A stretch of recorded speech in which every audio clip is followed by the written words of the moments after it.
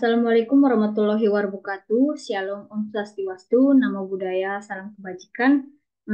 Pertama-tama, perkenalkan nama saya Rianti Simanjuntak dengan NIM B1B1 22035. Saya dari Prodi Ilmu Pemerintahan, Fakultas Hukum, Universitas Jambi, Angkatan 2022.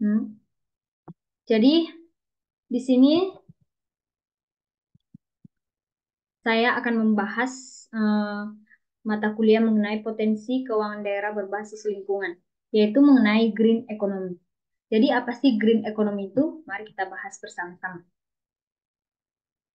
Yang pertama, kita bahas latar belakang dari green economy. Menyadari adanya resiko besar yang akan ditanggung oleh kehidupan manusia mengakibatkan kerusakan lingkungan. Maka pemerintah global berupaya melakukan perbaikan-perbaikan dengan menerapkan sistem keberlanjutan. Salah satunya green economy.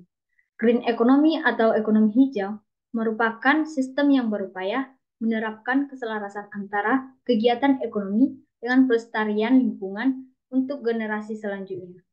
Berdasarkan pengertian dari United Nations Environment Programme atau UNEP, mendefinisikan green economy atau ekonomi hijau merupakan konsep ekonomi yang berupaya meningkatkan kesejahteraan dan keadilan sosial maupun resource efficient, yang pada dasarnya ekonomi hijau berupaya meminimalkan atau bahkan menghilangkan dampak negatif terhadap pertumbuhan ekonomi.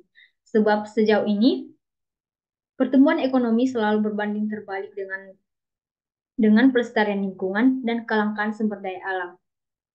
Artinya, ekonomi hijau berharap pertumbuhan ekonomi memiliki konsep yang rendah karbon atau tidak menghasilkan gas emisi maupun polusi lingkungan, menghemat sumber daya alam, dan keadilan sosial.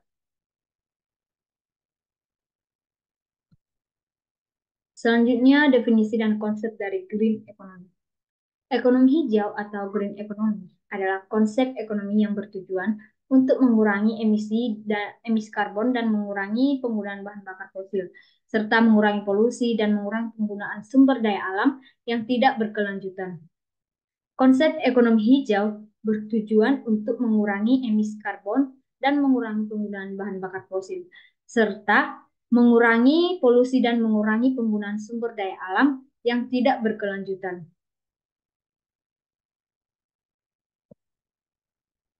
Selanjutnya, prinsip dari green economy. Yang pertama, kesejahteraan.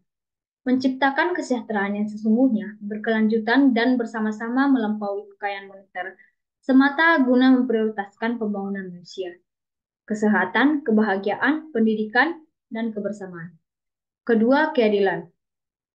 Menekankan keadilan, kesetaraan, kekompakan masyarakat, keadilan sosial, dan dukungan terhadap hak asasi manusia, terutama hak-hak minoritas yang terpinggirkan. Ketiga, planetary boundaries. Semua harus berjalan dalam fungsi dan batasan alam, serta melindungi keanekaragaman hayati, tanah, air, udara, dan model ekosistem lainnya.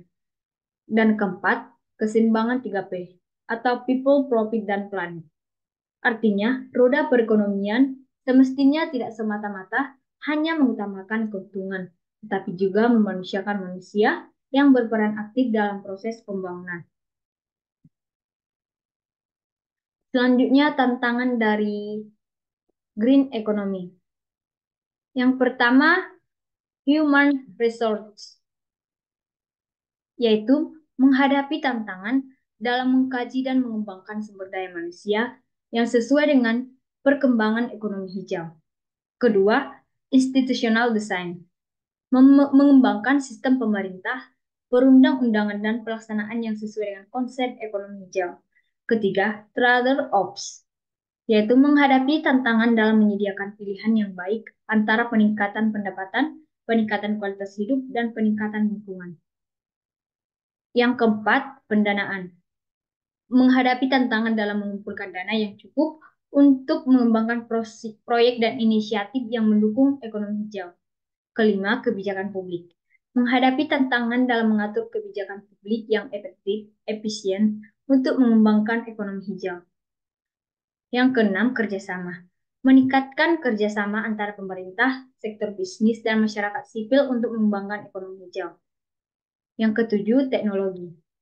Menghadapi tantangan dalam mengembangkan teknologi yang efektif dan efisien untuk mengimbangkan ekonomi hijau. Dan yang kedelapan, pendidikan dan awareness. Menghadapi tantangan dalam meningkatkan pendidikan dan awareness publik mengenai konsep ekonomi hijau. Yang kesembilan, konflik dengan paradoks Easterlin. Menghadapi tantangan dalam mengatasi paradoks Easterlin yang berpengaruh terhadap peningkatan kualitas hidup dan peningkatan lingkungan. Yang kesepuluh, pendana yang kesepuluh pengembangan industri, yaitu menghadapi tantangan dalam mengembangkan industri yang efektif dan efisien untuk mengembangkan ekonomi hijau. Kesebelas, pendanaan dan pengembangan. Menghadapi tantangan dalam mengumpulkan dana dan mengembangkan infrastruktur yang sesuai dengan konsep ekonomi hijau. Kedua belas, keseimbangan, yaitu menghadapi tantangan dan mengukur keseimbangan antara ekonomi hijau dan ekonomi konvensional. Dan yang terakhir, komitmen, yaitu menghadapi tantangan dalam mengatur komitmen yang sesuai dengan konsep ekonomi hijau. Selanjutnya, peluang. Peluang dari green economy.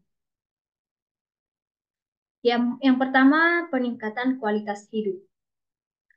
Ekonomi hijau dapat membantu meningkatkan kualitas hidup masyarakat.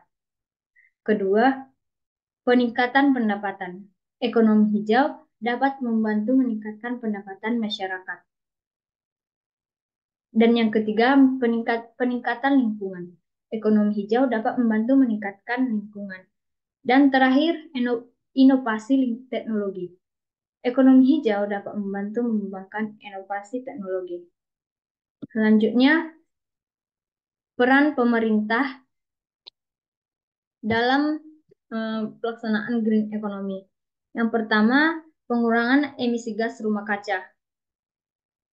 Pemerintah Indonesia telah membuat komitmen untuk menurunkan emisi pengurangan gas rumah kaca. Kedua, GRK. Kedua, peningkatan penggunaan sumber daya energi. Yaitu pemerintah berencana untuk menaikkan kontribusi energi dari sumber daya batu bara sehingga sektor tersebut menyumbang sepertiga dari emisi greenhouse atau gas atau GHG untuk Indonesia. Yang ketiga, penerapan WMAP policy, yaitu pemerintah Indonesia menerapkan WMAP policy untuk mengatur tata kelola hutan dan sektor lahan. Selanjutnya, perlindungan keanekaragaman hayati.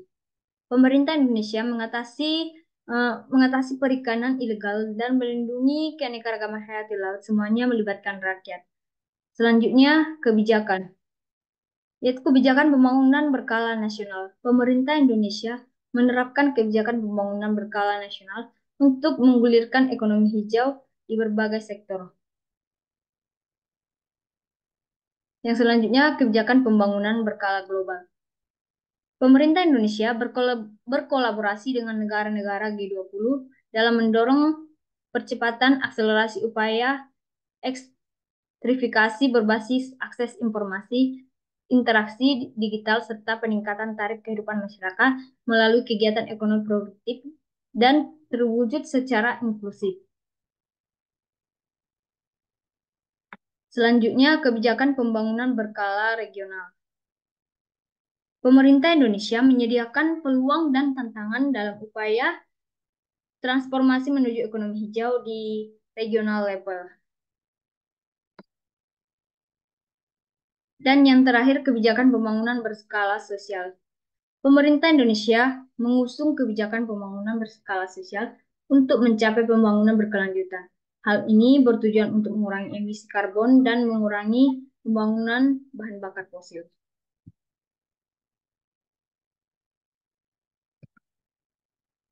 Selanjutnya, Tren dan prospek green economy. Yang pertama, peningkatan pendapatan dan pekerjaan. Kedua, pertumbuhan ekonomi. Ketiga, transisi energi. Keempat, penerapan transportasi ramah lingkungan. Kelima, penerapan ekonomi sirkular. Peningkatan kesejahteraan sosial. Peningkatan produk domestik bruto. Peningkatan ketahanan pangan. Peningkatan kesejahteraan dan kesetaraan sosial. Mengurangi emisi gas rumah kaca. Mengurangi polusi. Meningkatkan kesejahteraan sosial. Mengurangi emisi karbon, mengurangi penggunaan sumber daya alam yang tidak berkelanjutan, mengurangi polusi, meningkatkan kesejahteraan sosial, mengurangi emisi gas rumah kaca, mengurangi penggunaan bahan bakar fosil, dan mengurangi polusi. Selanjutnya, upaya meningkatkan kualitas hidup dan menciptakan lapangan kerja. Yang pertama, peningkatan pendapatan dan pekerjaan. Kedua, pertumbuhan ekonomi, transisi energi, penerapan transportasi ramah lingkungan, penerapan ekonomi sirkular, peningkatan kesejahteraan sosial, peningkatan produk domestik bruto, meningkatkan ketahanan pangan, peningkatan kesejahteraan dan kesejahteraan sosial, mengurangi emisi gas rumah kaca, mengurangi polusi, meningkatkan kesejahteraan sosial, mengurangi emisi karbon, mengurangi penggunaan sumber daya alam, yang tidak berkelanjutan, mengurangi polusi, meningkatkan kesejahteraan sosial, mengurangi emisi gas rumah kaca, mengurangi penggunaan bahan bakar fosil, dan mengurangi polusi. Jadi kesimpulan yang dapat diambil dari green economy yaitu ekonomi hijau dapat mengurangi emisi karbon, membantu mengurangi kemiskinan, meningkatkan kualitas hidup, dan meningkatkan produktivitas tanah. Pemerintah Indonesia memiliki peran penting dalam mendorong transisi ke ekonomi hijau seperti melalui pendanaan APBN, APBD, atau sistem pembiayaan lainnya. Ekonomi hijau juga dapat mengurangi penggunaan bahan bakar fosil, membantu mengurangi polusi, dan membangun ekonomi yang tumbuh dengan berlandaskan keadilan sosial dan keadilan ekologis. Jadi, sekian hasil materi yang bisa saya paparkan. Semoga apa yang saya sampaikan bermanfaat buat orang-orang yang sudah menonton video saya. Saya pamit undur diri. Sekian, terima kasih. Bye.